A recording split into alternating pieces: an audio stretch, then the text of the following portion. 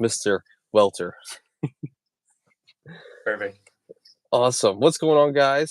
We already got 16 people in here. You guys are going crazy because we all want to know, why is Hilton king? That's the thumbnail, that's the title. We're gonna get into all that. So appreciate you guys who are in here. I think we got CJ, Kate, Josh, John, John Baker. A lot of Johns and Joshes, a lot of J's out here. CJ. Appreciate you all being here in the first 30 seconds. There they are. What's going on, Josh? So I have before me a great man, a great friend, someone I also have known. It seems like every single week it's somebody I've known for over a year now, because we all have little messages and whatnot here and there. We all met when we were very, very, just starting out. Matt Welter is also a person that was a part of that group, and he's been a great friend. And I actually learned a lot from him over the years. He actually was someone who taught me how to do end screens, like when you see like an end screen at the end of a video and you click on it. He was the first person to ever teach me that. I was like, how do you do that? And he taught me that, amongst some other things. Great channel. Also goes into a lot of things, of course, credit cards. But one thing I like about Matt is he even more recently has talked a lot about traveling, and kind of adding into the travel aspect of the credit cards. A lot of people talk about the credit cards, but not exactly doing it. And Matt is someone who is an avid traveler at a fairly young age, 23, and he's also recently married, which we're going to get into. So congrats to you, sir. Um, Thank you. but of course, the first question before we get into all of your Hilton redemptions, your honeymoon, and how you're traveling for free like crazy, how are you, sir? How's everything today?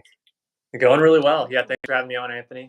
Super excited to get this kicked off, answer all your questions, and hopefully get into some travel talk, redemption talk, all that stuff. Cool, man, for sure. Honestly, the first thing I wanted to mention, which was, we met for the first time in person a few days ago. I guess Sunday. I guess more, almost a week ago. I guess now, for the creator meetup in Vegas. And of course, everyone said the first thing was, "Damn, Matt's taller than," and I I realized, standing at a resounding, what, 6'1", 6'2". Yeah, 162 with basketball Awesome. shoes. With basketball shoes, right?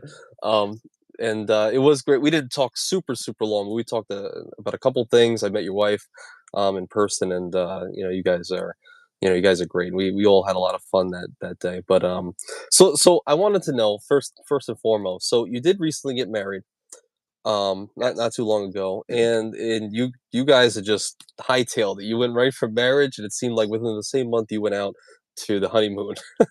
And from my understanding, you were able to use Hilton to kind of take advantage of Hilton and fund a lot of this vacation. So maybe just outline what's the deal with, basically, what was the rundown on the trip? Where did you stay? Where did you do all that?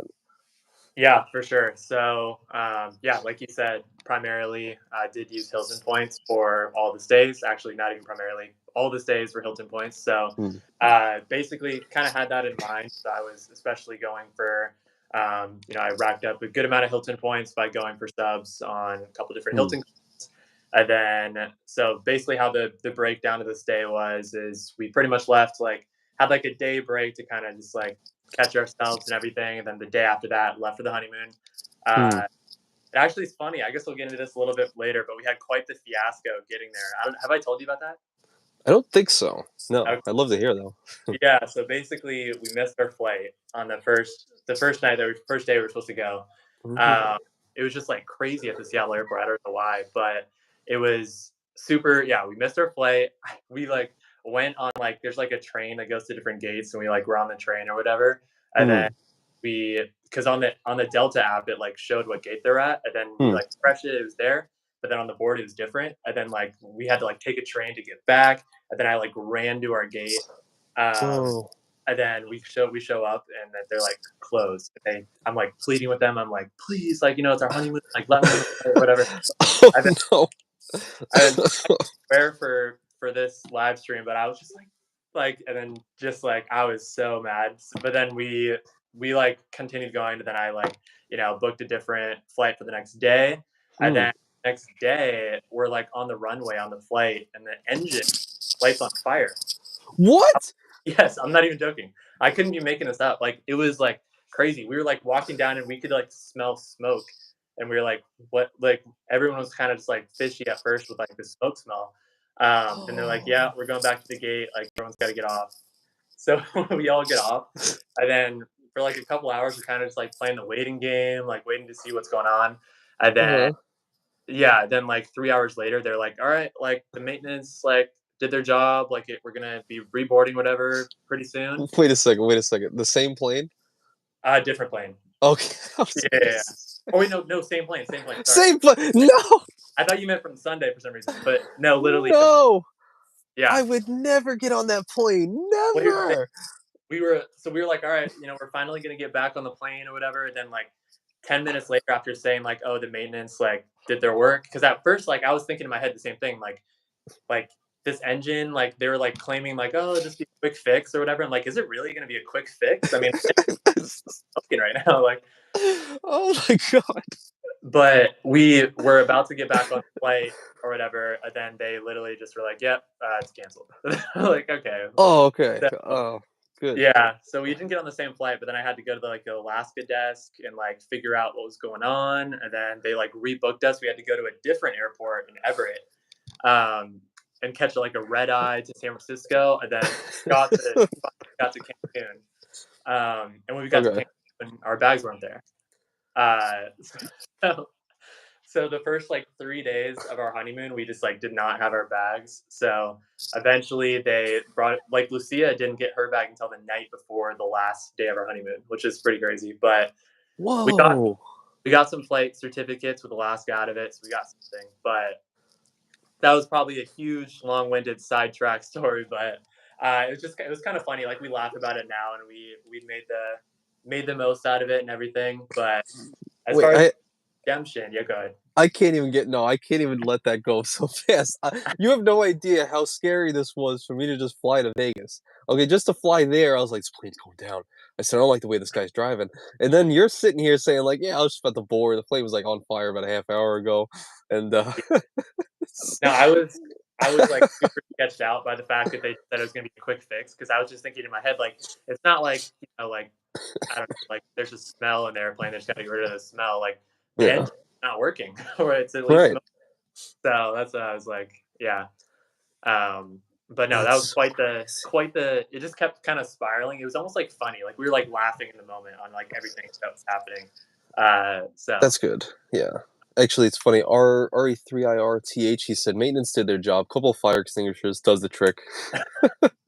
yeah, Wow. So at least I like that the fact that you guys were able to laugh about it in the moment. So there's a lot of couples, I think that would get together, or maybe one person in the couple might be really upset and kind of ruin the mood. But if both of you are like, this is just this one thing after, like this is just ridiculous, you kind of just throw your arms up and say whatever.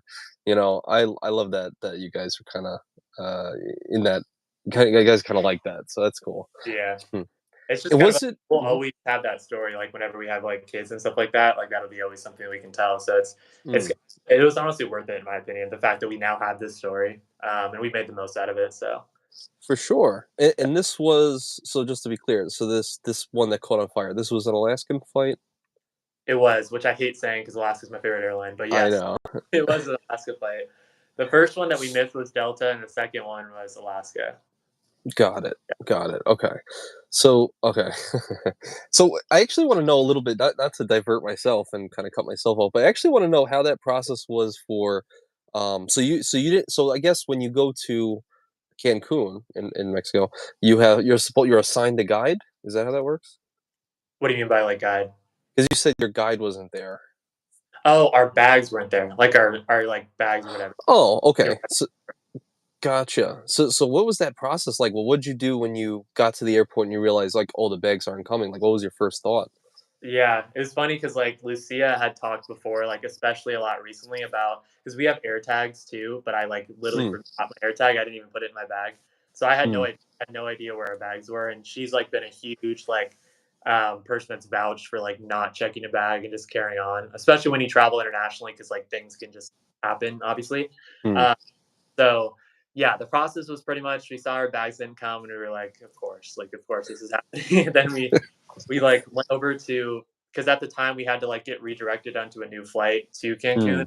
United. So Yeah. we had to go to the United person at like the baggage carousel area and basically Hmm. just like, hey, our bags aren't here. Like what should we do about this? Like, are they Yeah. gonna basically just gave her like our hotel information and then some like ways to get in contact with us so we could actually get them. Hmm. He said it would be coming that day, later in the day, which obviously didn't happen. But Yeah. at least she was able to like take down her hotel and stuff like that. So we at least had that. But that Got was the it. process. Eventually, they like shipped it to our hotel, basically. Gotcha. Yeah. And you were able to get like with like some of these tire and cards you can get if there's baggage delayed or lost you'll get in certain insurances. Did you have that at all with any of your cards or? Well, unfortunately, I'm pretty sure like how at least what I've researched is I'm pretty sure like at least the cards that I had that would have that perk. It's like only if it's like lost or like damaged, but usually there's not like a lot of things for delayed baggage. We got like credits through United, like we bought clothes and things like that. Uh, Oh, we were like working with Alaska and United. We still are working with them actually. They still haven't reimbursed us, but uh, jeez. we're supposed to like get reimbursed for the clothes we had to buy like in the Yeah, meantime before our bags came. But maybe I need to look into that more because I don't know that much about the whole baggage insurance thing to be honest. But interesting. Huh. yeah, That might be, yeah. I mean, look, if you can milk any more money out of it, sure, go for it. And before we move on, just want to say what's up to a couple people. We got Stan in here, Victor Nywin, Sledge in the building. Salute, AA Ron. What's going on, man? Is that everyone who joined? You said John earlier. I think that's everyone. Buck's thoughts. What's going on, man? And Hale Torres. Everyone's just like Jesus Christ with this story. Richie, what's going on, man? Yeah, that's a crazy story. So after okay, so after you had this mess, so you were able to in good spirits get to over to the hotel. So what was this? What was this hotel? This was a Hilton. yeah. So basically, the breakdown was we did 5 nights, originally 5 nights, but then we had to go a day later. But so 4 nights, but we Mm, did 5 nights. It was all inclusive in like the Playa del Carmen area, which is by Cancun. mm, I always really like stretching if I can, like a trip to 5 nights because Hilton has like the fifth night free benefit. So like yeah, it's basically a 20% discount on the points you have to pay if you can find a way. Obviously, you don't want to do it like outside of like organically, like how many nights you're going to be able to stay. yeah. But if it's a close one, like I always like to try to like stay at one place for 5 nights to get the additional free night basically. So that's what I did for the Hmm. first trip. It was an all inclusive in Playa del Carmen. Forget like the exact name of it, but it was like an adults only, I think too. So it was kind of like a Vegas club, honestly. Like there was just like Really, throughout the day, it was just like people like throwing soap in the air, like DJs, into it, really. getting all their drinks and all this stuff. But so it was a good time for sure. We did that for the first 5 nights, and the last night, which I'm sure we'll talk about more too, is when we stayed at the Waldorf in Mm, Cancun. That's the one like in my B-roll where it's like yeah. swim up pool and things like that. So I was able to use a Hilton free night certificate for that because I wanted to obviously go to the highest end place I could to maximize it. But Wow, that's great. And that's so I guess the total was just the 6 nights then that yeah, you booked? nights total. Yeah, Gotcha. So 5 nights with all points, and do you remember what the total amount of points was? yeah. I want to say it was 320,000 points. That's not Yeah, bad. so I want it was like 80 or 90,000 a night, and then like if you take into account the fifth one being Yeah, free, I want to say it was in that range. Yeah. gotcha. And what about that Waldorf for the free night certificate? Yeah, the Waldorf, they told me the cash rate. I didn't like ask for like the specific like Yeah, days about that cash rate, but when I like yeah. got on the phone with Hilton and booked the free night certificate, they basically told me like, hey, the cash rate for this is normally blank or whatever, and they told me it was like $1,100 or something was the cash rate normally, Whoa! which is definitely Really? high. Like I would never pay that in cash, obviously, really right now. Yeah. So it was super nice because we talk about credit cards. Like the whole point of credit cards in a lot of cases is to be able to use them to experience things that you otherwise wouldn't have. So this Mhm. qualifies under that rule. And I didn't even think I was getting the room I did too, because originally it was just going to be like I think like a oceanfront room was what Hmm. booked with the free night certificate. And then when I got there, I pretty much realized that they upgraded me to like the swim up suite pool or whatever. So Oh, very nice. So I guess that's the one where in your B-roll I saw you were like right on the water, right? yeah, so basically how it works is we still had like the partial like ocean view. The Mm. view you saw is like in their actual like main pool. Um, Oh. but the room itself was like obviously the nicest room I've ever stayed at. And then, like basically was like the room, and then like you walk out of the room, and instead of like being a balcony, it's like a pool, like a you're like kind of like own like little pool, and then like there's Mm. some branches, and then like ocean view still. But yeah, Yeah. That's great. That sounds like an amazing uh that must have been an amazing honeymoon. So what was like aside from just enjoying your honeymoon as newlywed, um what was the best part about the resort? Because I could say having now gone to what I think is my first resort, if it's called a resort, I mean, in hanging out at CJ's hotel, the Conrad Resorts World, right? And just knowing what I know online, it seems like it's just all inclusive. You have a whole pool section, you have restaurant, you have a million different things. Did you get like a lot of free stuff, and what was included in that whole resort hotel out there? yeah. So I would say the room definitely was one highlight. It was definitely a really nice change of pace because, like I said, the like adult only all inclusive was kind of like a Vegas day club almost like the whole Hmm. time. Yeah. Fun, but like also like we wanted like a little bit of a like relaxing time too, and there wasn't as Hmm.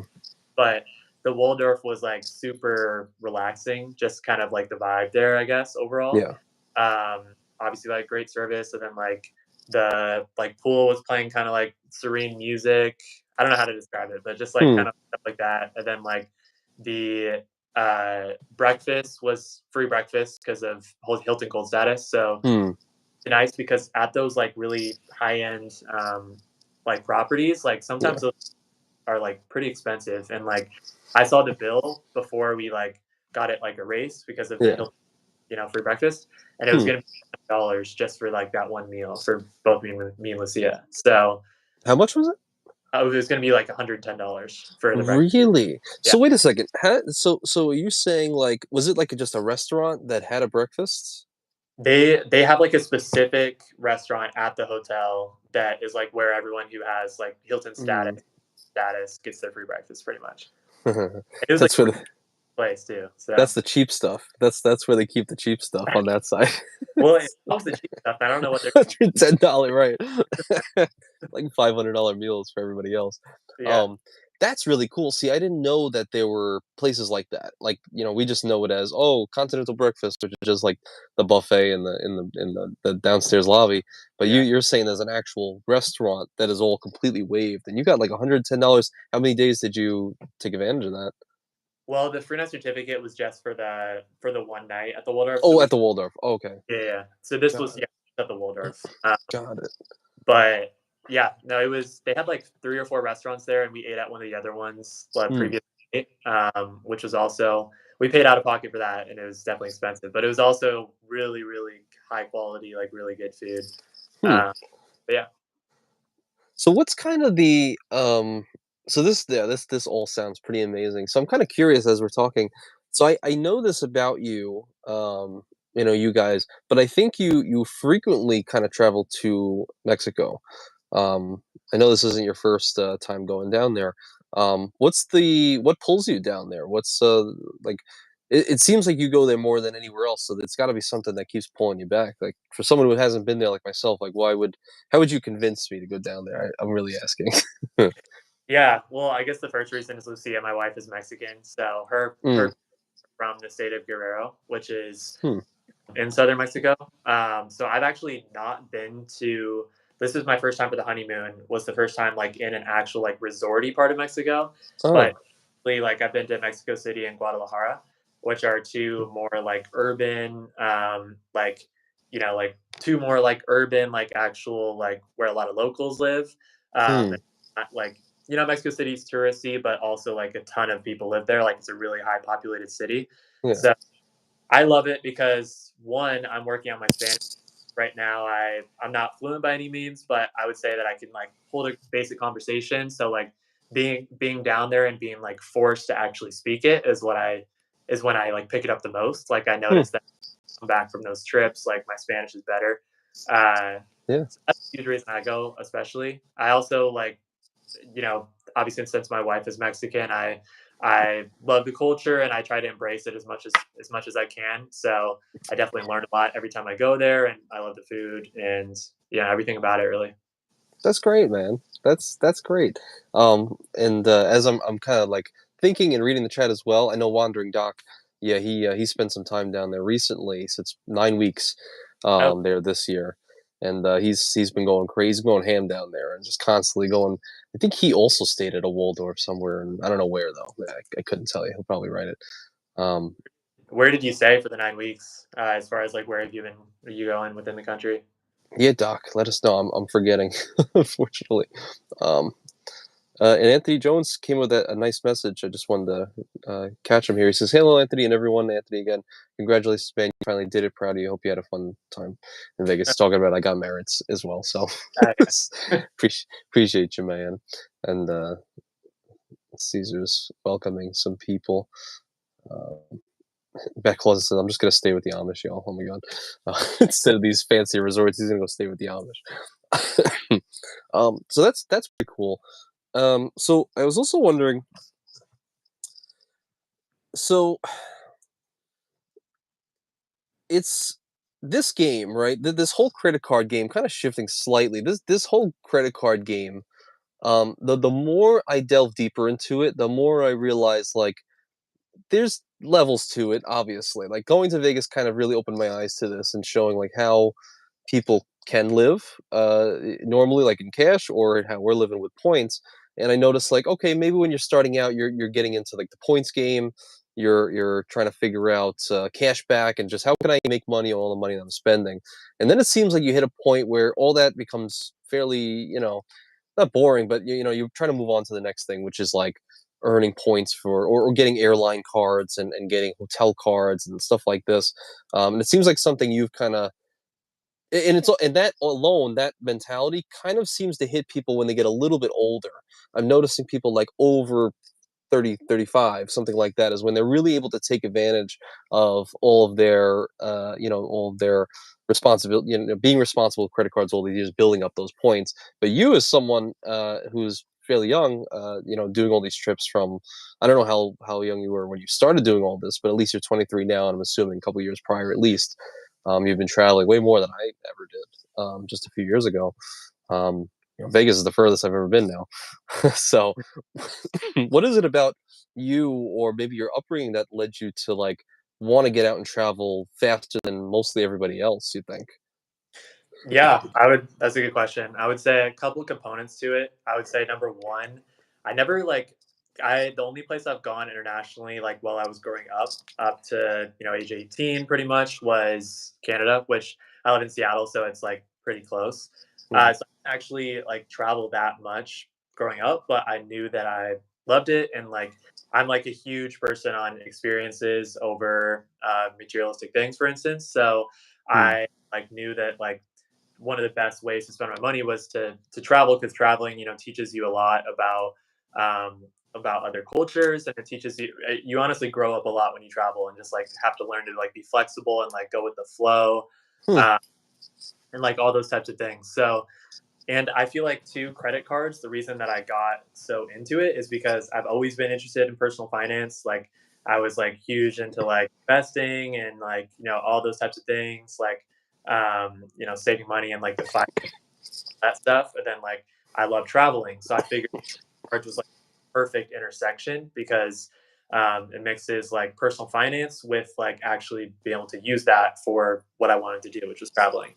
hmm. Um, so I guess wait, what was the questions I was supposed to answer again? I know it was kind of No, I'm just kind of wondering, like, because you like really, when I think of like really like young travelers, I think you and Manny yeah. Covington, and I think Manny's been to like 27 states, I think he said, um, and you've been out of the country, etc. So I just wonder what kind of like that's what drew you to it, and just like you must get way more than most people do out of traveling, I would think, like that, because you always end up talking about it. Like that seems to be something that you're kind of maybe not obsessed with, but you really love to do. Just wondering Yeah. where that all kind of started for you. Yeah, I would say too, Yeah. like, honestly, like, the trips that I have been on, like, when I went to Guadalajara and Mexico City and things like Hmm. that, those were some of, like, the best weeks of my life. Like, I love, like, just being in, like something about, like, I just get, like, a huge dopamine rush, like, just being in an airport, everything's so unfamiliar and just, like, having to, like, make my way around and, like, Hmm. things and, like, I just love, like, being in, like, an unfamiliar place, I guess. One, and then, like, just especially, like, a culture that's, like, so different than mine so that I can because I think it's one of the best way to grow as a person is to, like, understand, have, like, a high worldview of, like, different people's cultures and, like, be able to connect with people that are, grew up way differently than you, or maybe their way of life is way different than you. Hmm. So I obviously have traveled to Mexico a decent amount, or a couple times so far, but I really, really want to be able to travel other places. So like obviously, we'll talk about this later, I'm sure, but like Central America, South America is kind of next on my list, kind of going with Hmm. this stuff. But I think part of it too is I was supposed to travel to Madrid because I was going to study abroad in Madrid during college, Hmm. but right during COVID, so it got canceled. So I think that made it even more. My desire just grew stronger to like want to travel because I didn't get that experience. Hmm. Uh, so like went to Mexico City pretty much right after I graduated with Lucia, then another one of my friends. And pretty much like I'm super heavy on team travel as opposed to team cashback, just because like I'm trying to one maximize my points, but two like I really want to be able to travel, and I understand like given the fact that I'm younger, just paid for a wedding, like I don't have a bunch of money to go travel all these places, so the only way I can Hmm. work is with credit card points. So Hmm. I like what you said. I really, you made me think about that in a different light, where you mentioned like it forces you to grow up in a way, and I never really thought about it that way because even mhm. in my personal experience, just traveling around. I'm sorry, I'm still sick a little bit. Yeah. Traveling around to Vegas when that's the furthest place I've ever been. Last time I flew was 2 years ago to Florida. Um, it was a hell of an experience. You try to figure out how to get to certain terminals, where are all the lounges. Am I supposed to take a tram? Does that go to the right direction? Um, where's baggage claim? How do I use Uber? I never really took Ubers and Lyft till this trip. A lot of different things, and now I feel like way more experience just from this short little trip than I ever was in the past. And I'm like, okay, I know everything, not everything, but I know how to move through airports a little bit easier now. I know what the lounges are all about. So I like that you said that. That kind of forces you to grow up. And I can imagine someone like yourself or people who are just traveling a lot, seeing all those different types of people in different airports or different states, different countries you must gain a real appreciation for a lot of different perspectives in life, I would imagine. Because you're also dealing with a lot of people, different TSA agents and stuff like that as well. That's pretty interesting. And you kind of mentioned wanting to take a trip to like Central America, so I wanted to kind of cue it back to Wandering Doc. He said he went to Mexico City several times, 1 month or so total, four Yeah. nights in Cabo, 19 days Merida, 10 days OAXACA. What is that? Oaxaca. That's Oh, actually Oaxaca. got to go there in the next year. Really? Yeah. Wow. 5 days Puebla, 2 days Playa. That's a word. Wow, that's a place. Puerto Morelos, Morelos. 4 days Isla Mujeres. Wow, pretty crazy. Hmm. He's been to a lot of he's been to a lot of places. Um. So, and Caesar says traveling has become my part time, and the points of miles became his full time job. Oh, take care, Sledge. He's going on a ghost tour. See you, man. What's up, PG? Appreciate you being here. Um, and John kind of relates to you and what you're saying with your traveling and just experiencing things since he's going to Iceland very very Oh, soon. So he's excited for that. And what's going on, Chad? I saw you early, but I forgot to mention. Um, God. and to see you, Matt. Matt Clausen, not Matt Welter. Stam cough. Um, so this is interesting. I wanted to tie one more thing back in because you opened my eyes on that a little bit, which I want to think on a little bit over time. But you, kind of bringing it back to the thumbnail and everything is Hilton Hotel. So you're able to fund your entire vacation with Hilton. And if you go on Matt Welter's channel, he has some of his best videos around all or kind of surrounding around Hilton, right? Like the Aspire, the Surpass, um, and I think you have one that's like Hilton's beaten the competition and a bunch of other hotel chains. So what do you think it is about Hilton that you kind of appreciate more than? I know that you're starting to get into all the other ecosystems now, like Marriott, Hyatt, and stuff, etc. But what gravitated towards Hilton in the first place, and why do you like stay true to them? You think?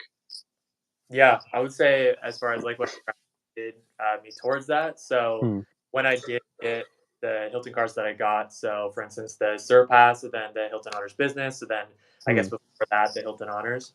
I was able to get them, for instance, like the Hilton Honors Business. I think I got 165,000 points on the sign up bonus. So Hmm.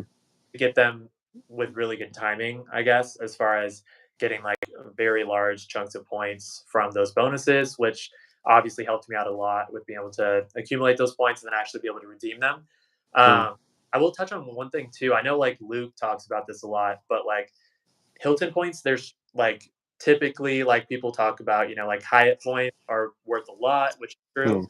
But in Hilton points, a lot of people like to say like, like you can earn a lot of them, but they're not worth anything type of thing. And Hmm. like the points guy will, say Hilton points are worth, 0.5, 0.6 cents per point, like kind of in that range. I know Luke likes to talk about this. Like that doesn't matter that much because like he typically, gets over 1 cent per point at least for Hmm. his days, which I've kind of agree with in a lot of cases. Like obviously it's definitely possible to not get that value. But like if you're strategic with how you redeem, and especially if you're like doing what I said earlier and getting the fifth night free, like that's a 20% discount on your points. And like typically I'm able to get at least over the 1 cent per point range. Hmm. So I was really attracted to, I guess, the fact that I could accumulate Hilton points really quickly because the sign up bonuses were so high.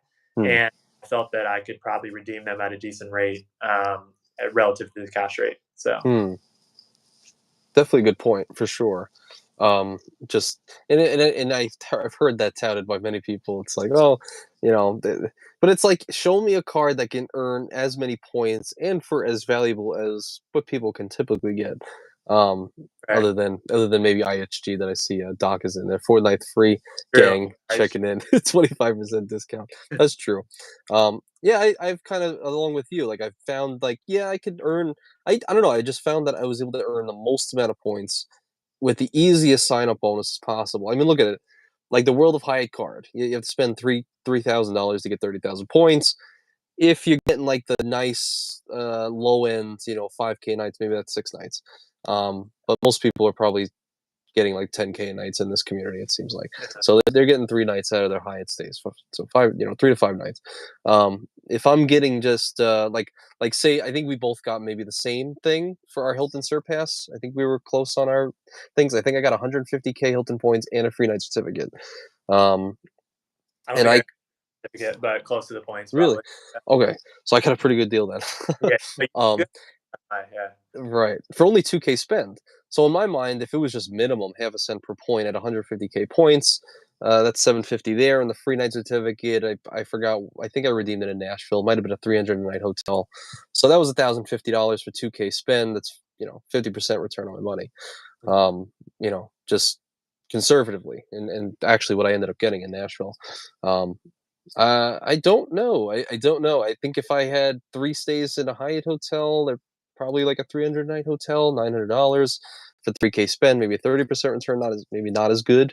But I don't know. I just found and pretty low commitment on a lot of these cards as well, like the no annual fee. Look at the sign up bonus on a no annual fee Hilton. Like it was a free night certificate and 70,000 points recently. It's pretty cool. But obviously there's way more hotel chains out there as well. So you kind of talked about just valuing your points and stuff. But were there any other things that kind of drew you to Hilton other than just like growing up life experiences, or is there anything particular about their hotels in general? Like, do you go to a certain brand, like, oh, I go to a Tapestry or a Waldorf, and you're like, this is just nothing compares to this. Like anything like that, you think? I mean, I definitely felt that way during the honeymoon when I did go to the Waldorf in Cancun. I mean, Hmm. like I said, it was definitely by far like the nicest hotel I've ever stayed at. Hmm. And like I got that with a free night certificate, so I paid nothing for it. And that's Hmm. I love Hilton is because most of the other hotel chains have caps on the free night awards that you get, whereas Hmm. Hilton's capped. So that leaves the door open that if you're able to go to a location or travel somewhere that has a really really high end Hilton property or like a Waldorf in the area or something like that, then you can get like some pretty insane value. Like the value of my stay was probably around the $1,000 range. Plus, Hmm. if you get free breakfast, that's more than like the upgrade. Like all in all, like I paid zero for that, which was pretty crazy considering the value that I got from it. And I would say Hmm. like you're a little bit limited. I know Hyatt, like the Chase World of Hyatt card, which is a card that I do want to get, but like you're limited up to Category 4 hotels with the free night award, which Yeah. are going to be really nice, I'm sure, but aren't going to be like the highest end. Obviously, I'm like perfectly fine with like going somewhere and like just exploring and like staying in a cheap Airbnb. Like I don't mind it at all. But like Yeah. every once in a while, like for like an anniversary, it's nice to know that you can just stay at an insanely nice hotel. You have a Hilton free night certificate. So Oh yeah. Oh, 100% agreed on that. And it's funny. I see some people. I saw DC Gemini coming in. He says Hilton is top tier, nothing better. Um, and PG said, I feel like the only people who complain about Hilton only stay at their lower level hotels. And that is so true. Any person I've ever heard really complain about Hilton, Calby, always talked about the Hilton Garden Inn. He's like, dude, the Hilton Garden Inn, it sucks. I was like, well, why are you going to the Garden Inn, man? Go to the I Tapestry. yeah, there's a garden in Seattle that's right by the airport, and it's like my go-to because I like get like early morning flights, and I'll just like spend the night at the Garden Inn because that's part of the reason too is like Hilton Garden Inns are usually pretty cheap in Hmm, comparison to how much you can build up Hilton points, and like hmm. I'll literally just stay at the Garden Inn by the airport, and I actually kind of like it. It has a nice restaurant, so Yeah, I like Hilton overall for sure. I never had an issue with garden inns. I've always stayed in garden inns my whole life growing up, until we got into like points miles game, got to live a little more lavish. But I always loved it for like traveling and stopping midway and going in there. It's always the same Yeah, cookie cutter, but I never really had a bad experience so far. Knock on wood in one of them. Um, but which is leading me to like another conversation that I actually have been thinking about since Vegas. Again, I learned so much on this Vegas trip that I wanted to get your thoughts on as we're talking about. Woodsy says the Garden Inn in Greenville was actually nice. That's where we met up. We did a stream together. It's nice. Got a supercharger there, Tesla supercharger. But yeah, one of the thoughts that I was thinking about recently with my now wife, and I wanted to get your opinion on, was everyone in this game, this credit card game, we're all accumulating all these points and miles, and we're in at a point we're using it for redemptions. So again, I'm going to bring it back to CJ. We'll say he used points and stuff for that Conrad. Um, and I know a few fellas were staying at the Waldorf Astoria, et cetera, et cetera. So the Conrad is a hotel where you could have paid with points. Pretty sure you could have stayed with a free night certificate is there as well. I didn't actually check if it was a standard room or not, but I'm pretty sure you can. But I could have taken. I did another trip out in North Carolina with like 240K points, which I'll make a video about. But I could have used that at the Conrad for a few days.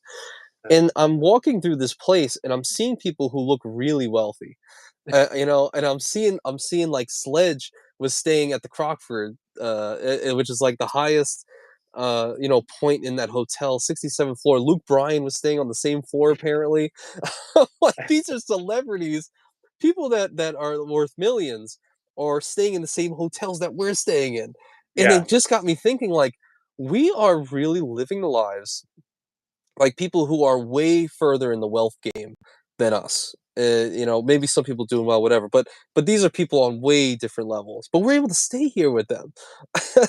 that's So it's funny you bring that up because that's literally exactly how I felt when I was at the Waldorf for the honeymoon. Like I was looking around and I was like, "Geez, this guy's probably a freaking $10 million entrepreneur."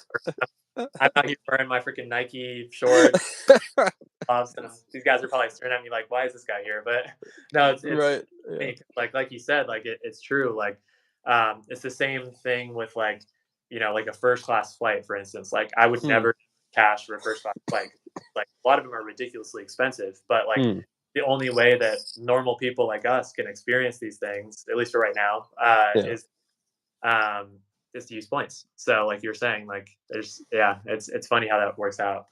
It's just such a crazy concept to me. Like, it really hit me. I was like, we're living like people who are really like killing it, but they're paying cash, so we're Yeah. we're really doing it better than them. And CJ actually reminded me. He said, "Don't forget that music video that was being recorded in that hotel. It's a stranger. There was a there was an artist by the name of Bia, Uh-huh. and she was recording a whole music video inside the Conrad. Um, Oh. and she was like going like, wait, stuff like this, and lights are going on, and security was like, can't walk that way. And then we were sitting down in the food court, and she was literally doing a whole music video in the bathroom. Like there was a whole night show, a nightclub going on in the bathroom, and people were trying to walk into the bathroom. Was like, you can't come in here. Um, she took it over. That's funny. I'm just sitting here like, this is just a crazy experience. This is just wild. Like we got Luke Bryan here, we got we got Bia here. Apparently got 2 million on Instagram. Like it's such a crazy, crazy experience. And PG's like, yo, you're so right. I would never spend 4K for a room, but I probably don't fit in. But screw it. And then CJ said it was nice, Anthony. It was a bit away from the hustle and bustle in the center of the strip, so I like that. And Caesar said we're living the dream.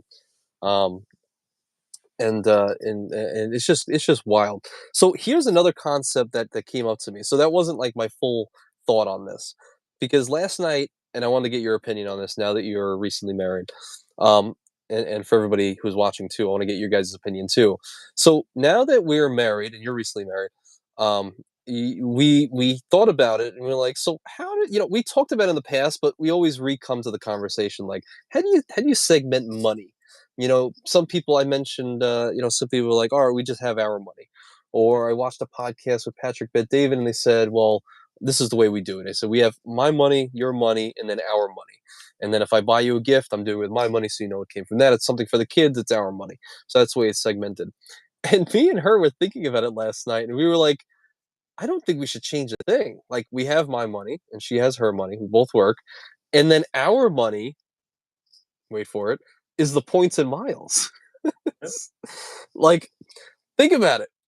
Technically, this Vegas trip, had I paid in cash, and this is the math we did together, had we paid in cash, the Delta flight for both of us, round trip, Vegas to back to Greenville, was about $1,350. We'll just say $1,300. The stay we stayed at Hilton Grand Vacations was $150, but we got timeshare and I got 100,000 Hilton points. Cool. Cash price probably 1,000. I'll just say roundabout 4 nights. So we're up to $2,300 so far. Then the check bags, because we didn't have credit cards and stuff, that they gave us free check bags in this separate world. Maybe it's another $100. So now we're at $2,400. And then we probably spent, I don't know, $300, $400 worth of food and attractions and stuff like that together. So we'll call it the whole trip, all together, $2,800 in cash value. So if we were to take that trip to Vegas, which most couples do that at some point in their life, that's $2,800. We only paid $400 out of pocket, probably around there. Um, so $2,400 was created through points and miles. So I'm like, if that's the biggest expense that most couples will have in life, because what else would our money be for? I mean, like, obviously you have house things, but you kind of work together on that anyway. I just thought, like, if I would imagine that most expenses after the wedding's paid and after the kids are taken care of, it's probably travel for the future. So, like, why do you have to have a pile for, our expenses? In our mind, I think it's just points and miles. Points and miles is our money. So, what are your thoughts on that? And people, and people in the chat as well. What do you think? Yeah, no, I mean, it definitely, obviously, like that type of stuff eventually just comes down to each people's own individual situations and all that stuff that's going on. I mean, I definitely see validity to it as far as the points and miles being the R money, um, and like I mean, especially if like you're typically traveling together, then like you're both making use of it and things like that. Hmm. In my case, like, we'll probably do similar. We do like pretty much combine all our money. So like, um, which I guess it kind of just depends too. Like, it really just depends. Like, if there's like a situation where both people are working, then I definitely see the validity to where like, each person, if they're going to continue and they're making like around similar amounts of money, like why Hmm. not their own money, I guess. But Yeah. as long as they're like paying, equally to like certain things, like I don't know. I guess it really just depends. I don't know. Like, because for instance, like Lucia wants to go to grad school for psychology, so like Hmm. I'm gonna help her with that. Like, it's not just I'm not just gonna say, Hmm. hey, use your money. Like, it's um, Take care of it. so Right. yeah, I think it depends too. Like, obviously, like once you have kids, it's like things probably change too, as far as like there's gonna be more of our money versus separate money. But Hmm. I guess those are kind of my thoughts on that. Gotcha. And I see some people kind of like Ron. I think he's reacting to me. He's like big brain stuff. He's like points and miles equals our money. Oh. PG says, Joel, living the life I was meant to live thanks to points. Yeah. Um, Yeah, thanks so much for all your guys' comments. I honestly, like, I'm like paying attention to this, but I'm seeing like these all pop up. So I'm gonna scroll through them right now, see if I can answer any y- questions. yeah, go for it. Um, and I'll read a couple as well. PJ, points and miles is my currency too. I try to spend as little as possible on travel. I do splurge on food and activities though. Hmm. Hmm. And Josh says, as an engaged person, I appreciate these insights. And then Chad says, there's no other feeling than the one that washes over you or watches over you when you know the same people flexing totally missed out on the 90 to 99% discount that you got. Agreed. Yeah, man. That basically sums up like the entire argument that we just made too, right there. Yeah. I mean, maybe Chad has some different insights, like on the whole, everybody, whose money is it, and do you have an our money pile? But I don't know. We were sitting thinking about it. I was like, what else other than kids and house repairs would be considered our money, like other than trips? Couldn't think of anything. I was like, all right. We basically both get cards just for the sake of our own travels. So that's as we accumulate cards and we both put our own spend on that one card for each of us, that's just our money. And that's how we're going to do it. And even if that does mean, like we were thinking about it, like, hey, if we go to Italy, I may just take 100K Amex points and cash it out of the Schwab for $1,100. And we just use that for all the stuff you have to do, tours and trips and, guides and all that stuff in Italy. Like that also means that as well as an our money kind of pool. So yeah, I just thought it was an interesting thought. Like she said that and I was like, that makes so much sense. She came up with that actually, I should say. She was like, Yeah. isn't our money just points? I was like, interesting thought. I was like, yeah, it kind of is. Yeah. um, Like, depends too on like, I know like some of us like will have like strong two-player setups where like, our significant others are like getting decent amounts of cards. Some others like are in a situation where they just don't want to have anything to do with it. yeah, So yeah, like I said, kind of just individualized, I would say. definitely. And it seems like your wife is also. I mean, she's been on a video talking about what's in her wallet. So, um, I have one mhm. uh, coming up soon, probably the next couple weeks, where it's like breaking down our full journey, because I counted it up recently. We have 18 total credit cards, so we're gonna do Right. the breakdown on everything in a couple weeks. But I yeah, saw you alluded to that. Yeah, that's right. I'm excited for that. I'm definitely excited for that. That's interesting. That would be a cool video for the future. I can't wait to see you do it though. thank I wanna see how you guys kind of think about it together in one, in you. one video together. Hmm? Make an appearance. She'll be on camera too. We're figuring. Cool. Yeah, Cool. Yeah, I always thought she was very good on camera when that first video dropped with her. I'm like, she's like natural at it. yeah. Um, so that's interesting. Caesar says, "Love the two-player game. I created my wife's credit just to refer each other." Right, Yeah. right. Um, yeah, we actually she just got approved for a card yesterday. She was like, "All right, just tell me which one you think is the most valuable," and I just gave her a couple facts about it, and she just literally within a minute got approved for it, and it's so funny. She's crazy. Chad said, on the money tip, I've learned that the money belongs to the marriage. Yours, mine, and ours are just for the egos, but when the rubber meets the road, your marriage is a corporation and it's all revenue. Hmm, that's an interesting thought. Yeah, Yeah. I would agree with that. Yeah, it's just a business. It's just revenue. What revenue we're bringing in every single month? I can see that. Yeah. Mhm. Hmm. Interesting. John says, I think keeping money separate helps guard yourself if and slash when a divorce happens. Yeah, yeah, I can see that as well. So kind of talking about, I kind of want to know a little bit too. So one thing that I wanted to know about you was that So I think the average age that people are getting married nowadays for a woman is 26 and for a male is 28. Heard this on heard Ben Shapiro say this. Um, that's why the only reason I remember this. Heard it like 2 days ago or yesterday. You got married at 23, and I think you were engaged at 22. Yeah. Okay, I was engaged at 24. I guess married now at 26.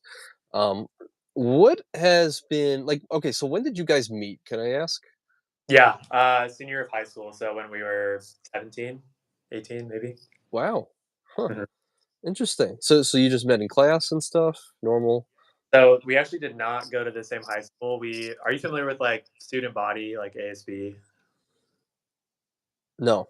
Okay, so it's basically like No. student it's like student leadership, like, Hmm. uh, so kinda like president, like, a treasurer, like that type of stuff for the school. So there's like a big, like, Washington State, like, leadership type thing, Hmm. where, like, a bunch of different high schools come together, like me and a bunch of people that were going were like thinking of it as an opportunity to meet some girls and stuff like that. So that was our thought process going into it. And I ended up meeting Lucia at that camp, like on the last day or whatever of the camp. And then we kind of just like stayed in touch. Like she lived 2 hours away at a different high school, so we pretty much were like semi long distance, I guess. Hmm. And we would kind of just like meet in the middle. Like I would go to her like school dance, she'd come to my school dances, type of thing. Hmm. And then she played soccer at a separate college during the first 2 years of college, whereas I went to a different college, Gonzaga. And then after the first 2 years, she transferred to Gonzaga, so we were like Hmm. finally like not long distance for 2 years Hmm. in college. So I guess at this point we were like 21, 22. And then like I guess kind of like 6 months after college is when I proposed. But yeah. Wow. Huh.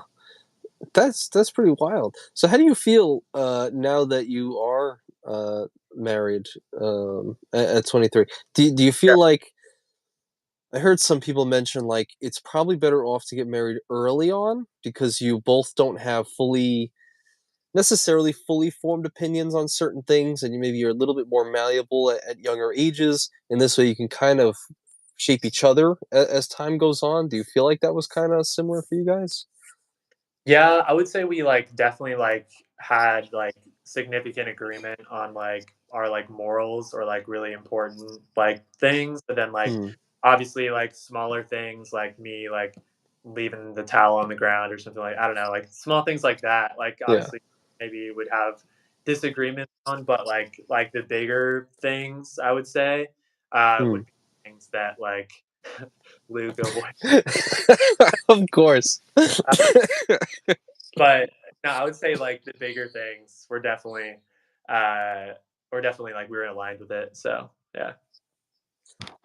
God, sorry, that's I can't. Wait, hold on. JP Buffett said, "Getting married next month." What did I just walk in on? He said. I didn't start PJ, huh? it. I said I didn't start it. Anthony I has. started it. Sorry. Yeah, I just want to get into it. PJ said, "Look at Matt and Anthony. They look so happy to be married." And then Luke coming in. We need we need Luke's advice. Yeah, Luke, what advice would you give on marriage? That oh God, Victor, I'm sorry. He says I'm not here to learn. I'm here to learn about credit cards, not feel bad about being single. Oh boy. Jesus, man. Well, look, you got to get prepared, right? you gotta, you can't just have these one-off excursions alone, man. Truthfully, it's very true. I actually wouldn't take any trip ever in my entire life other than Vegas, probably without her. Just wouldn't make sense. Like I don't care to go anywhere really unless I'm sharing it with somebody. Really. Um, it's just kind of how I am, though. I really the Hmm. opposite. I really want to take a solo trip sometime in the next year or two. I think it would be really cool to just like go to like a place that I was super unfamiliar with and just like not to get like too like spiritual or like just kind of like be out and like really just like form my own like Hmm. I don't know, just like being reflective and like kind of just be culture and stuff like that. Interesting. Huh. Do you have any goals for solo trips that you would do, uh, I don't know. Honestly, I could see my exclusively? yeah, I could see myself like wanting to go on like a I don't know, like a meditation retreat or something like that. Or maybe I'd even just go, like, obviously I'm a little bit familiar now with like traveling to Mexico, and I'm going to be going to Hmm. Central America, but like I don't know, maybe I just sent it to like Southeast Asia and just like went somewhere that I like literally never been and just like had to figure it out. Or maybe I even went to a Spanish speaking place since I'm trying to learn Spanish and didn't have Lucia to rely on, had to do it myself. I don't know. I see a lot of merit in that for sure. Uh, yeah, I see that. That really speaks to me because that's something I would love to do. I would love to immerse myself somewhere in like China or Taiwan and just completely just be on my own because it's also a little bit tough with a significant other because you have to worry about them. You know, I Yeah. don't want to worry about you, so I want to make sure they're good. So they're most safe when they're just back here. So I guess if you're doing a solo trip, you can just be out in the elements and just if you want to get into a fight at 3 a.m. On cobblestone street, then fine, you can do that. But no one's gonna stop you. I'm kidding, but that I can definitely see something like that. Um, Luke also said his advice. He says, "Man, I don't know. Only thing I would say for me is something I have to really work on. Marriage. He's speaking on. I try very hard to be a good husband. It doesn't come natural for me, and I'm sure it's like that for many people. Honestly, lick one of those frogs, Matt. So I was laughing at it earlier. What does that mean? Is that one of those? I don't really know, to be honest, but It's the only thing it's reminded me is Avatar when they all got sick and they had to lick a frozen frog and they all got cured. That's all I can think of. I don't know. I bet it's something poisonous. Um, Victor, he's coming in for you for your solo travels. Says learn to dance salsa, bachata. oh yeah, I actually, Victor. Speaking of, I when I go to Colombia, I was going to go to Cali, Colombia, which is right by Medellin, and it's the salsa dancing capital of the world. Actually, I went recently. So, Hmm. Is that something you did? You guys do that at all when you were down there? well, we're going to when we go this in the winter. I was part of like a Spanish English immersion thing when I was Hmm. in. So I actually have a friend that I'm like connected with on social media that lives in that area. So I think I'm gonna go hang out with him, and I guess he'll show us around when we're there. But yeah, That'll be cool. That'll be very cool. That sounds exciting. Um, and Ninja says dance community is very welcoming. Traveled all over the world and instantly have connections through it. Huh? Hmm. Really? It's funny. I guess that makes sense. It's the one unifier of all things. Dancing does have a real big unifier. You see that in all different cultures. But it's funny when you go into a club and you start dancing. People would just feel comfortable doing it, like whether drunk or not, and you kind of could just dance with whoever you want if you want to. It's like I don't know. It's very yeah. You have to look okay. You can't be like doing crazy things and then put a hand out for somebody. But as Yeah. long as you look semi-normal, got the flu still. Sorry. You're good. Take it over, man. Take it over. Oh God. What do you guys want to know? I know we've been deviating a little bit as far as Whew. what we're talking about, but what do you guys want to know? I know we covered Hilton cards, some travel redemptions with that. Um, Anthony, whatever you drink. Sorry. I Uh, don't. I don't got water. yeah, I have some Oh, gum. If you, jeez. uh, Thanks. Ooh, my God! It just hits me. I can't start laughing because then it's just the cough yeah, comes. we gotta get on some serious topics uh, like city strata. The city strata, right? Well, what we could do is, if you are feeling up to it, we can get into some of the Discord questions. Got some Yeah, serious ones in there. yeah. And well, if you guys in the chat throw some stuff out there if you want. Abdullah says, anything to start dancing? The answer is no. But I would if I could.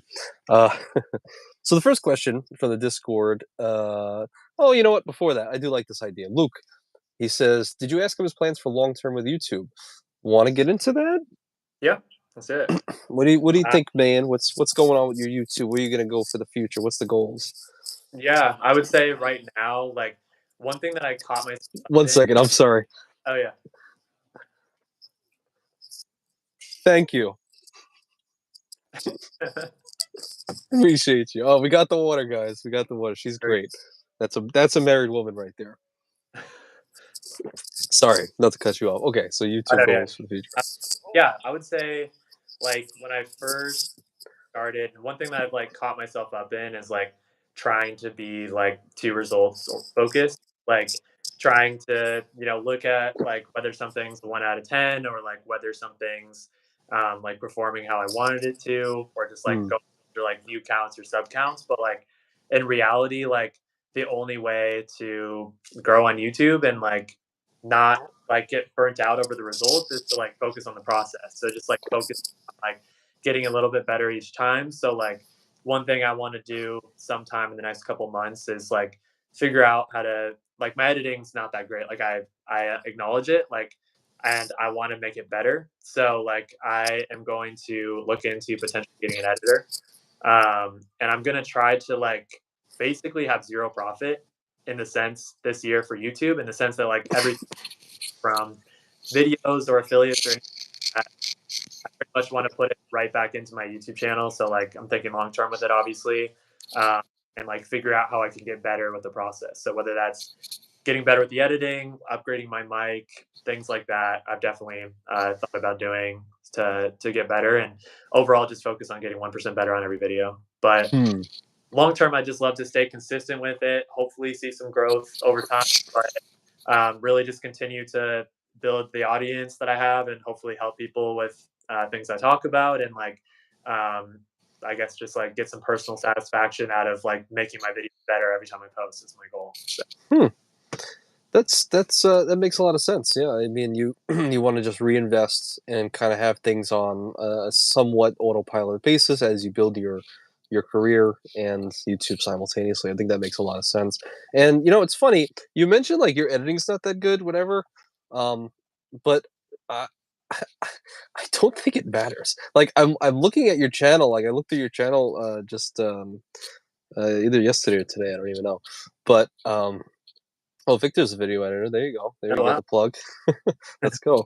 Um, you mentioned like, oh yeah. So I looked at your channel and I'm like, hit, like 3K, 5K, 7K. Like I see a bunch of videos that do really well, like on your channel.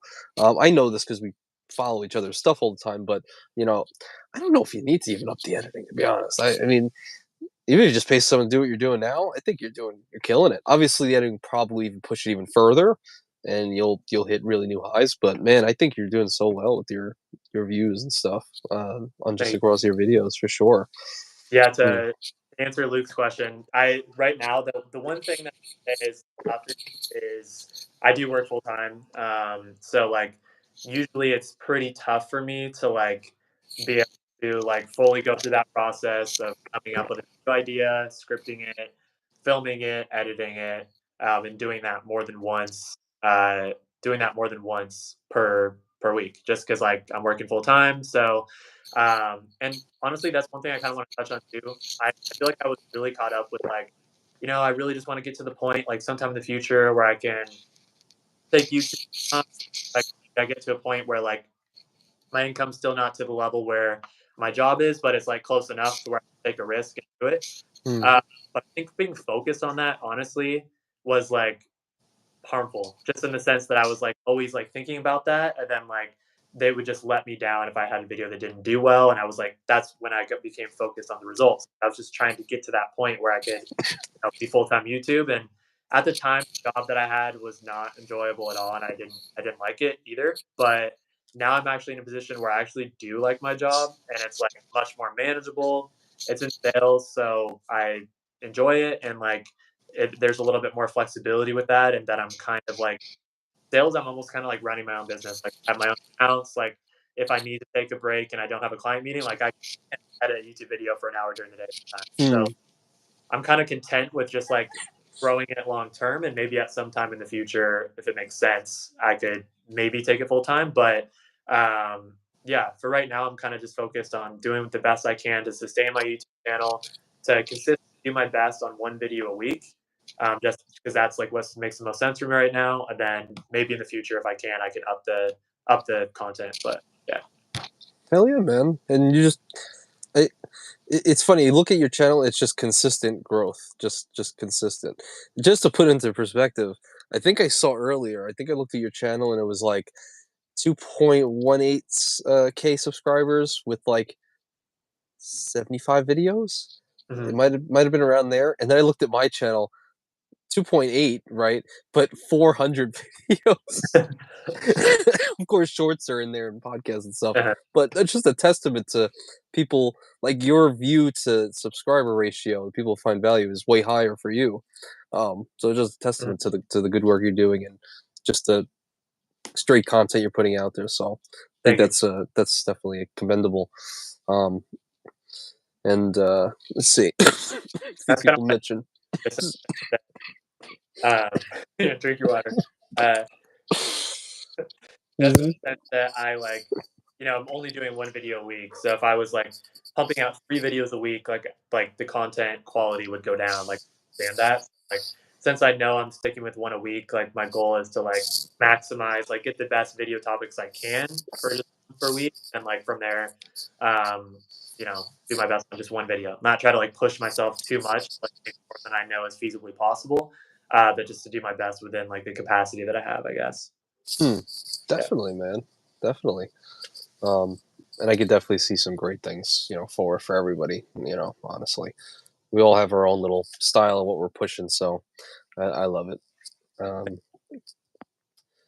and yeah, Ninja was saying a lot of people are mentioning like, "Hey, I watch you guys while I'm in the car." And Hell says like, "Oh, if you're making a feature film, editing should not be the main focus. Should be creating value for the audience." Mhm. Um, a lot of people mentioned a lot of those things, and it's funny. Like, yeah, see, like Ninja and Abdullah say, for me personally, like shorts are cool, and me being in the Discord is cool.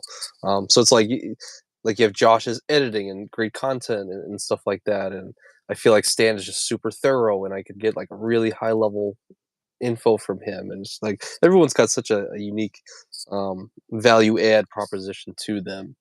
Yeah. Um, that I really enjoy. Um, and my shorts are ridiculous. You can't watch my shorts. There's too many of them. They're all ridiculous. So that's cool. Do you have any idea for the future, like projections out, like when you think you could make a living on YouTube? Like any thoughts? Like, oh, I think probably 2 years out, projecting, like anything like that. Yeah, it's like I'm not gonna make a prediction on that. Just it's really tough to do that, just because I like have no idea what's gonna be. Like I said, I feel like when I focus on the results too much, it causes more harm than good. But especially since I like my job right now, like I said, like I'm content with just kind of like doing that. And honestly, it gives me more flexibility that I am working full time. Like the upside to that with doing YouTube is I do have a little bit more capacity to like obviously like be fine with like I said earlier, like, having a $0 profit is my goal on YouTube this year. What that means is basically just like investing everything back into my channel. So like since I am working full time, I have the flexibility to do that. If I wasn't, I wouldn't have that flexibility. Hmm. So, but as far as like full time, I don't really know. Obviously it's a person by person basis, but like I guess like my goal is to consistently upload one video a week, like see that grow over time, and then like maybe end of 2024 be at like 10,000 subscribers. I guess would be like a subscriber goal. I don't really know how much money that would entail and like what it looks like, but I guess that's the community that I hope to grow to get to that point by that. But For sure, man. For sure. And yeah, for sure. If you just consistently and just over time and then you hit 10K, that's guarantee you're making more than today. So, you yeah, know, so that's just always the good goal in the future. It's just like, okay, just having that patience to do one thing repeatedly over a long period of time is what mhm, yields great results. yeah, Ninja and Aaron were both very happy to see your Amex Gold video. Being open and transparent that you missed the sign up bonus. yeah. Pop up jail got you, man. Yikes. I know. Yeah, that was a while ago. That was maybe like a year, almost a year ago at this point. I think But so. Yeah. yeah, that was when I like literally. I don't think I even knew what pop up jail was at the time. Like or I think maybe I knew about it, but I was just like breezing through the application because I was so excited about the card. I completely just like didn't even pay attention to the pop up and just like continued. Right. Uh, Yeah. but luckily, Lucia also got the Amex Gold card and also used CJ's referral bonus, so Hmm. happy about that. But Yeah, he owes you, right? I think CJ. yeah, I think he used my referral, but so I guess Oh, okay. yeah, Got him back. Not bad. That's funny. Um, okay. So, kind of on the topic, let's get into the Discord questions. yeah. We'll appease some of the masses. Matt Clausen says, "What is the longest you, Matt, has ever waited for a card approval?"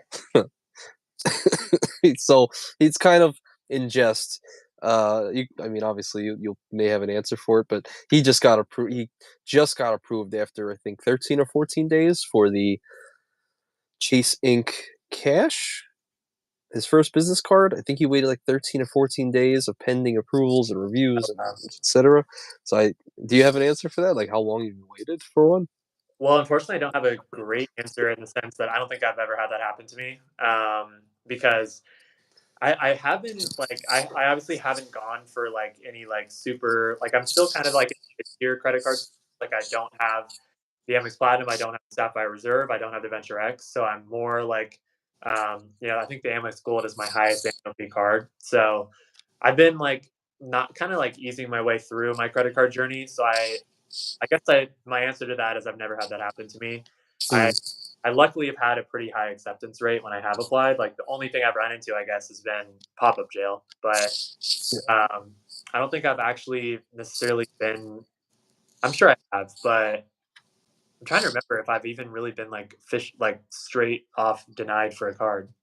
I Hmm, think I think I probably have like once or twice, but for the most part, I've applied for cards that have been within my realm of what my credit score and profile looks like. So hmm.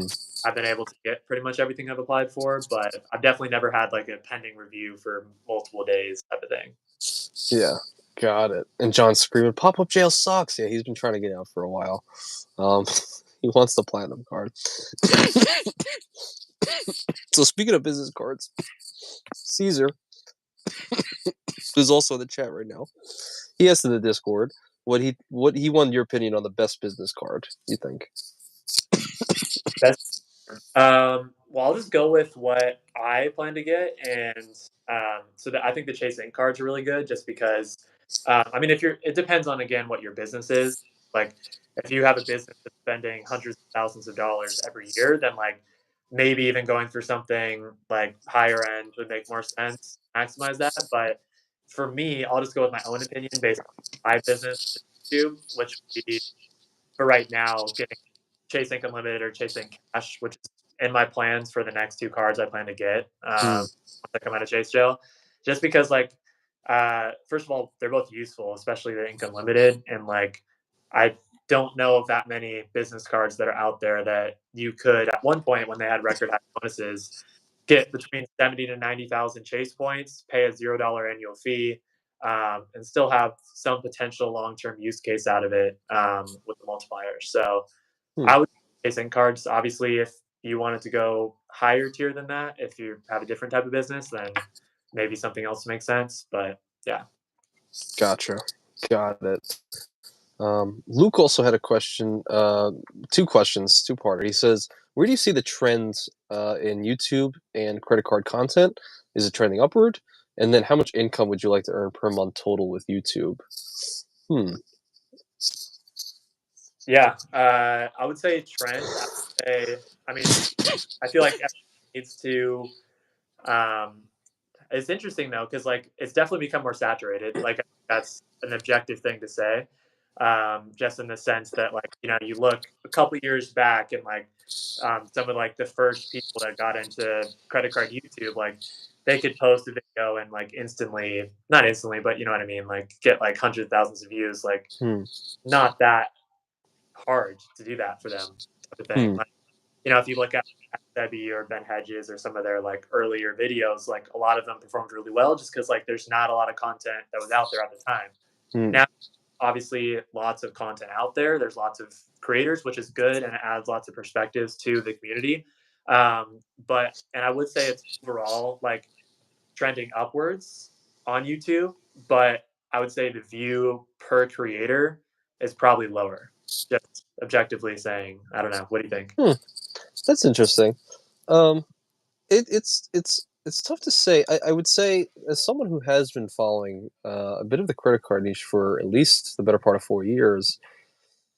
Yeah, obviously there's way more of us, and we, like this whole group that we're all part of. Like, just check the last 10 podcast episodes. All these guys are all people we all started around the same time. Um, and obviously we all are kind of putting out content, and of course there's things that overlap, and uh, things that will, yeah, eventually overlap. I don't know. I'm looking at some of these people, right? Like Brian Young. Like, he was in credit cards many years ago, went to crypto, and now he is back to credit cards. And I'm looking at some of the numbers he's doing, and I like to look at the total. Like, what's the total addressable market? If you're valuing a stock, like if you're getting into Tesla stock, like what's the value? Like, what's the total addressable market, the TAM? How many people can buy this car? How many people can buy a truck? How many people can watch credit card videos? And I like to see the most amount of views on a credit card video. The most I've seen, I think, was Brian Young's videos from the past. And I think it was about 1.5 million views. Yeah, They're hmm? he's had some high ones for sure. Yeah, and I think I've seen some other channels. I think I might have seen one that was like 2 million of like paying your thing on time, something crazy. So I want to see more of that. Like, the more I see, like he put out a video a couple months ago, the Centurion card. Everybody knows the Centurion card is at this point. He just put it on, 250,000 views. So the fact that you can drop that today and get 250,000 views and upwards, and even Daniel Braun hitting, two, three, four, 500,000 views in the last year, that leads me to think that the credit card community, while being maybe more saturated in creators, I think the personalities have brought people into the credit space, and I think we'll continue to see more people hitting 100K views, million views, and beyond, just in credit cards alone. And as long as I see that going higher, I think we're all going to be good. It's going to trickle down to everyone else. I mean, even Spencer. I mean, a lot of his videos are getting 10K, and some of them getting like up to 50K. Some of his videos now. Not Yeah, too long ago either. So I like to see that you for know, sure. I think it because I always like I love seeing when like someone's video does really well because all that means for obviously them and then everyone in the credit card community is that there are this amount of people, like you said, who like Yeah, looking for credit card content. So it's overall like a great thing when people do well, when their videos do well, like in our community, because all that means is that like there's people that are looking for credit card content, and ultimately, I think the best way for us to succeed is basically just having enough people that want to come to YouTube and watch credit card content. And some of it is tough too because some of it obviously is based on the economy and like it is somewhat cyclical in the sense that like there's even certain periods every year where like maybe people make New Year's resolutions and all of a sudden credit card views go up in January and February or something. yeah, So it just kind of depends, but obviously it's all about the total addressable market. Like if it's high, then that's great for everyone. So hopefully that just continues to grow. for sure. Yeah, and oh, I forgot what I was gonna say, but I totally agreed on that on that front. And Caesar says with the Spanish speaking community is Yeah, trending up. Like, I think there's some people, but it seems like Caesar's at the forefront of the Spanish speaking community, for credit cards, and that's a whole market that's growing itself, independent. And I think it helps that all of us are kind of in there because obviously for a while dominated by, well, Brian years ago, Ben Hedges, Sebi, and they all have a particular style. But like right. now with this kind of new wave, like us, I've noticed like no one ever, maybe aside from Cal, no one ever really did this live streams, Yeah. podcasts. My God. Give me 1 second. Yeah. Oh, his next question was income on YouTube. So if you want to take that, give me one Yeah. second. Income. Oh, I would say like same type of thing. Like it's pretty impossible to. Anthony's just gone. It's pretty impossible to I guess say like what I want to be making or what I like expect to be making. Like it's just so variable based off of like plenty of factors that could happen. But I would just say like I would love to have enough of an income to where I could, one, continue to grow my channel, then at the same time, continue with those processes and try to get better with each video, but then also at the same time be able to, have where maybe I can start doubling down a little bit more and pumping out some more content too, which could mean like scaling back in some other areas. So, yeah, that's my take on it. I don't know if you got any, but No, I didn't. yeah, it's all good. Basically, for me, you talked about income. Yeah, yeah. Wait 1 second. Oh, more water. Wow, thank you. This has been a therapy session for man. Oh God, I think she put lemon in this one. Oh my Wow, God, good for the thickness. look at that mason jar and everything. Come on, man. God, I can't. Um, Dollar Man. Oh, Delaware, man. Wow. Appreciate you, Dollar Man, with the 5 spot. He said, "Appreciate you, Anthony, man. Get some cough drops, Anthony." Oh, what he's Josh said a water drum. Jesus Christ. I can't. Oh God, thank you, Dollar Man. I appreciate you, sir. I will literally. I'll go get some cough drops. I gotta. Been doing the tea and the garlic, and the silver, like everything, But I'm like basically the tail end. I'm just trying to get all of it out. So I appreciate you, Matt, for taking the reins. Of course, yeah. John said, "Anthony, does your wife have a single sister?" Asking for a friend. No, she has a single brother though. Uh, if you're interested. He's playing Starfield a lot, so if you guys are, I know a lot of gamers out here. Fancy schmancy, let's go. Let's go. Oh God. Sorry. All right. So income. I just want to make it. Oh, okay. Chad 5 spot. I appreciate you. He Okay. said, "Hey, get Halls. The Halls cough drops." Man, I don't think I've had cough drops in a long time. Are they Really? even any good?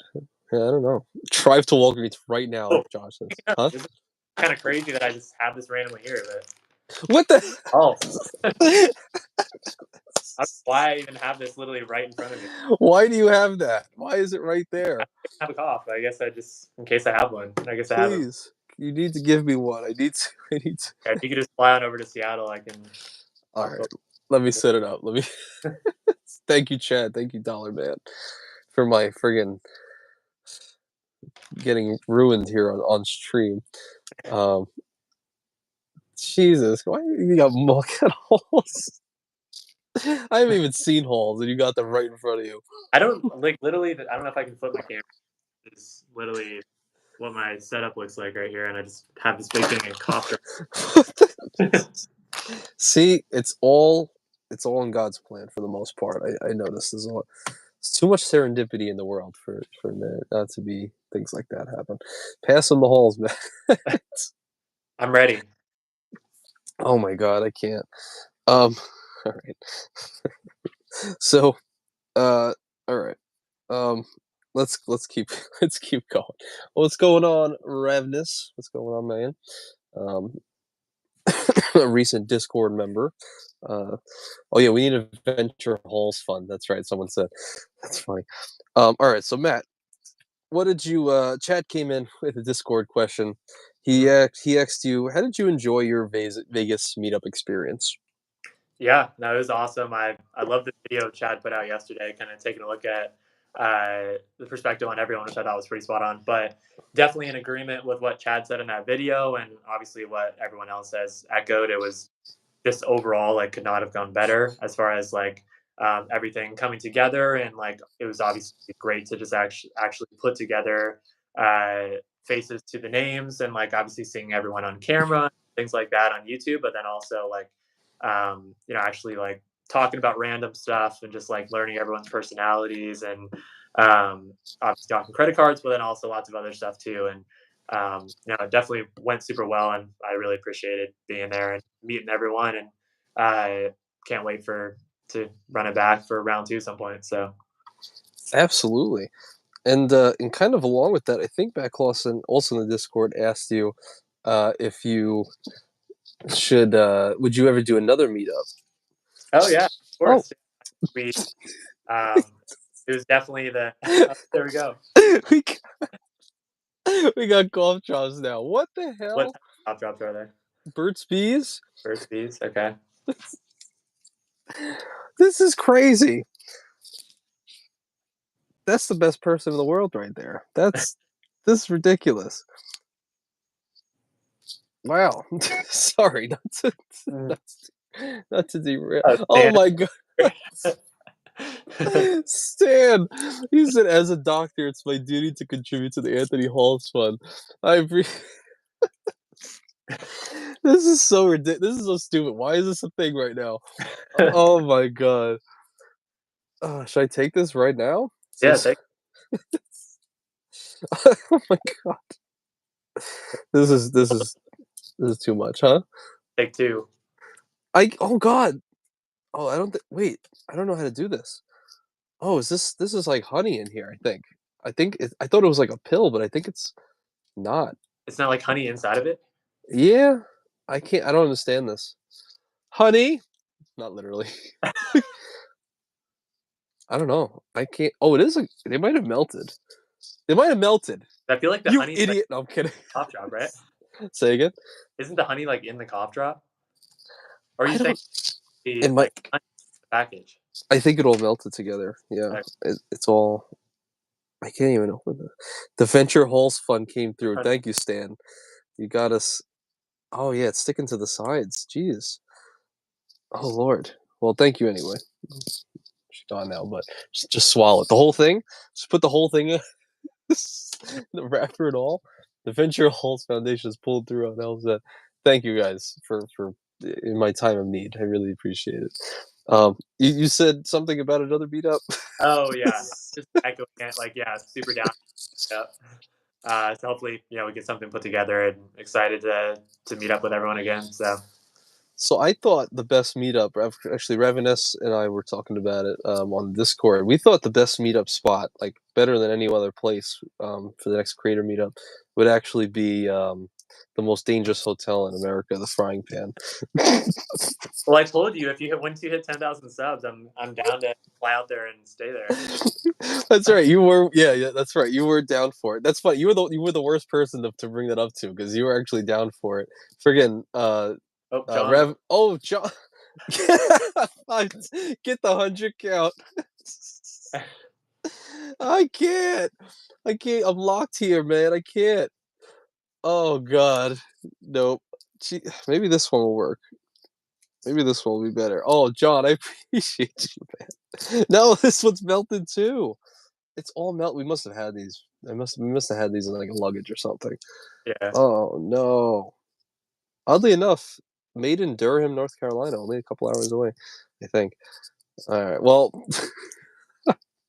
I'm gonna have to after this. I'm gonna have to follow up. And I'll have to go. I'm gonna have to drive to Walgreens and get the 100 count just to say I did it. And literally, just I might do that actually. I think you have to. I think I will. I think I'll put out. Have you ever? This is ridiculous, man. I'm sorry to not waste your time. This is. No, I'm down for it. It's so stupid. Why? Okay. Appreciate it. Yeah, so I was saying Revenus was like, you should joke with everyone and ask them to do the creator meetup at the Frying Pan Hotel in the middle of the ocean and see what their reaction is. But you're the one person that was like, oh yeah, sure. Let's do it. Hey, like I said earlier, I love experiences. So being experienced. True. That's true. That's right.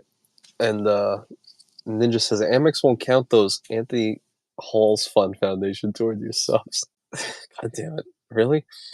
They really won't? Make sure you show proof of the purchase next live stream. Actually, I could do that. Yeah. Josh said, "I'm so clumsy. I'd be the one to make the damn thing collapse into the sea." The dangerous hotel. Oh, I can't. I'm sorry. Okay. CJ said. CJ in the Discord asked you, "How can Matt survive without the rose gold in his life?" That's what I think about. And every morning when I wake up, do you? throughout the day, at night when I fall asleep, it haunts me. But I move forward with my regular gold card. That's right. And that's what we do. We think about it once and we never think about it ever again. That's right. Oh no, here comes Josh. Say it with me, team. He's been bought out. Um, don't listen to that man. Move forward, lies, CJ. Jesus. Not a smart man for not having the pink card or rose gold. Luke said, I'm so getting that stupid rose gold card before the next meetup. Oh my god. No, we can't allow it. Although we found out Sebi's a freaking closeted rose gold lover. Didn't realize that.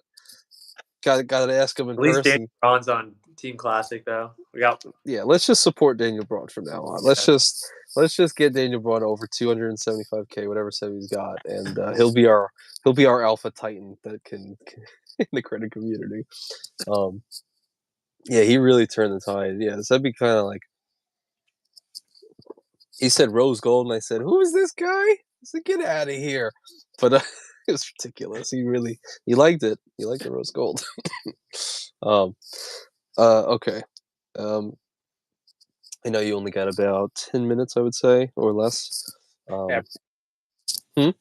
15 probably ish. Okay, Yeah. cool. A little bit more on a serious note, Dr. Vinny Boombox is active in the Discord. He said, "What's the domestic Hilton property everyone should see in person?" Interesting. I haven't stayed at like that many domestic Hilton properties, but I guess one that I really want to go to is, well, I guess just in general, like I really want to. DC is one of my favorite cities in the US, and I know they have a Waldorf and a Conrad both in DC. Both in DC, the Waldorf in DC looks super nice. I've looked it up once and kind of looked through the rooms and the hotel and everything, and I think maybe number one on my bucket list, if we're talking like Hilton properties domestically that I would want to stay at. I know there's like a really nice Waldorf in Beverly Hills too. That would be super. Pretty much anything just along the brands, I guess, like Conrad's or Waldorf Astoria's throughout the U.S., I guess, would be the best hotels to stay at. Interesting. Yeah, it's tough to say. Like one that everyone should see in person. Yeah, let me see if I can. I have my computer up. I'm going to pull up a picture of the Sure. DC Waldorf Astoria. Yeah, I'd love to see that. I know Calvi, I think, wants to get me there, to be honest. And Ninja says the Oceana Santa Monica. We still got to talk about that, Ninja. He did a trip there in California, and we got to get him on the stream and talk about that. I mean, it literally looks like the president staying at the Waldorf Astoria. Just aim it down a little bit. Oh. Yeah, there you go. That's, oh my god, that's a Waldorf Astoria? Yeah. And like, let's see if I can get, Whoa. look at this signature suites. And it's like really centrally located, I'm pretty sure too. Obviously these are really nice. Wow, that really is like a president lives there. In Yeah. fact, yeah, that looked like a president in the picture. I'm just gonna go and say DC Waldorf Astoria. That's my final conclusion. Wow. Maybe we gotta take a trip there. Maybe at some point. That looks like a crazy place. That really does. And I guess this would be a perfect place to use a Hilton free night certificate too. Obviously, you'd probably have to get a standard room, but still, and it's gonna probably get really good value out of it. Oh yeah. And Josh is saying, "Hey, come stay, come visit." He's over there. He used to walk past that every day. He said, Wow. CJ said he's going there for his free night. Nice. Wow, that's pretty cool. Josh, actually, speaking of Josh, he had 2 questions for you in the Discord. The first question was, what's the best place to visit in Washington State? Good question. Best place. I'm just gonna go with. I'm a big sports guy, so I'll say like going to like a Seahawks game, for instance. But if I had to say like just like one specific location, I'm just gonna throw it out there. It'll be give me some brownie points with the wife. But I'm gonna say Gold Creek Pond because that's where I proposed, which is a really super serene like pond, like out overlooking like the mountains and stuff like that. It's in Snoqualmie. If anyone's familiar where that is, it's kind of like you're basically like going towards Eastern Washington, but like you're not really going towards. It's just like east of like Seattle, for instance. Probably like 45 minutes outside of Seattle. But Gotcha. And the second question was, does he even have AC? I do not have AC in my apartment. So Why is that a thing? He said 2/3 of the buildings in Seattle don't have AC. What's the yeah, I deal? think most people do. I had AC, like my parents' house has AC, for instance, but I do not have AC at this apartment. I think we have like yeah, we have heat, but we do not have AC just because I think it's just yeah, it's just part of being Seattleite, I guess, but also like it never gets like that hot to where it's like a necessity. Like we'll just turn on fans and it'll be fine. Wow, Yeah, that's like interesting. suffer exactly. So I wonder. Oh yeah, CJ couldn't live with that. He need. Well, yeah. Actually, well, no, because it gets a little cold there, right? Occasionally. So, Yeah, it does get cold. It just doesn't get like it'll get up to 100, like maybe oh, or two during the summer, but like that's pretty much the only time. And the humidity is obviously not as bad, so that's a huge factor too. see, that's not gonna work. I mean, he needs. I mean, we have heating systems though. Yeah, right. Because he needs at Yeah, least. we do have Yeah, heat. yeah. He needs at least 85 in this room. I know you mentioned something about that. CJ needs his room constantly at 78. And did you go up to his room at all? Did you see his thing? Up to his room. Yeah, and I remember I can't remember if we talked about it that much with the heat, but I went over there and I know it was hot. It was Steven. It felt like a sauna. It actually did. I walked in. I thought it was like the Stones. I was gonna see the Stones. Hmm. Looks like Caesar has been to the Waldorf DC too. Oh, he says it's difficult to get a standard room certificate. Had to stay in the Conrad DC last time. Wow. Huh. I, CJ, you sure you don't love AC based on eyewitness accounts? Chad. Oh my god. Um. Sledge actually asked the question. He said, "How many Hilton properties have you stayed in the past 2 years, and which one was best and which one was the worst? You think?" oh wow. Okay. Past 2 years, the Waldorf and the all inclusive on my honeymoon Hmm. at Hilton Portland. When we went on just like a weekend trip to Portland. Um, but the Hilton Waikoloa Village and on the Big Island, Hawaii. I went on a family trip there. Wow. Um, and then I stayed at like a couple, like for instance, like the night I like proposed to Lucia, like we stayed at Hilton in the Seattle area. Hmm. Uh, I've stayed at the Hilton Garden Inn by the airport multiple times for like earlier flights. Uh, I guess the best, I mean, had to be the Waldorf Astoria in Cancun, and then the worst. There's none that like were bad. I guess like I didn't like have a bad experience at any of them, but I guess like the lowest quality was probably the Hilton Garden Inn, just because Hmm.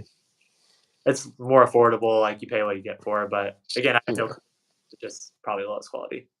Gotcha. Yeah. Gotcha. That and I think that is about as much time as we have. I don't want to have you late to whatever you got to go do.